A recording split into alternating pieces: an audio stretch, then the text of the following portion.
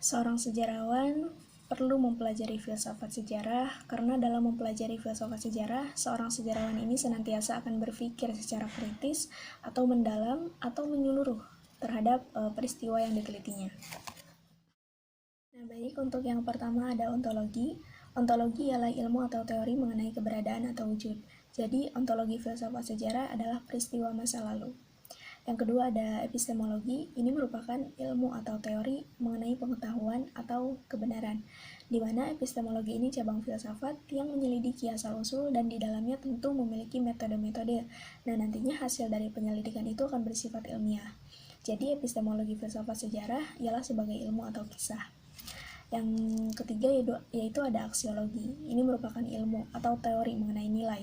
Jadi aksiologi filsafat sejarah itu sebagai nilai atau di dalamnya mengandung pelajaran-pelajaran yang digunakan sebagai pedoman dalam kehidupan sehari-hari.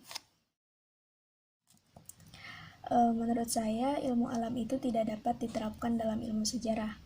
Hal ini karena dalam ilmu alam tujuannya itu untuk menemukan hukum umum atau sifatnya itu nomotetik.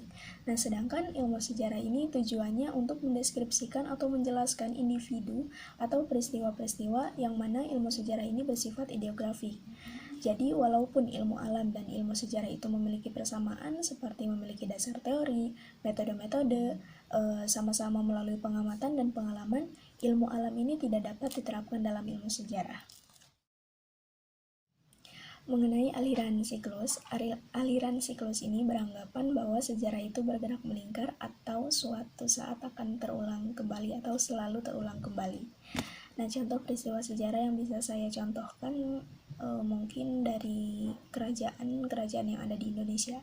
Misal, yang pertama Kerajaan Kutai.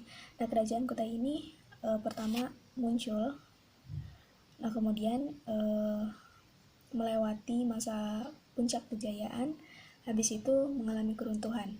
Nah, setelah mengalami keruntuhan digantikan lagi dengan kerajaan lain, misalnya Kerajaan Sriwijaya.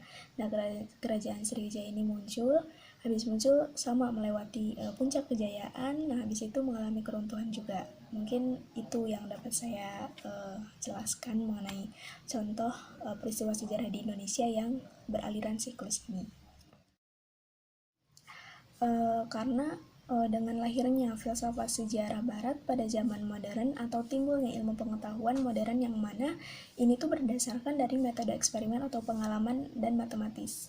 Jadi rasional di sini tuh bahwa kebenaran itu harus diperoleh melalui pembuktian dan logika terhadap fakta.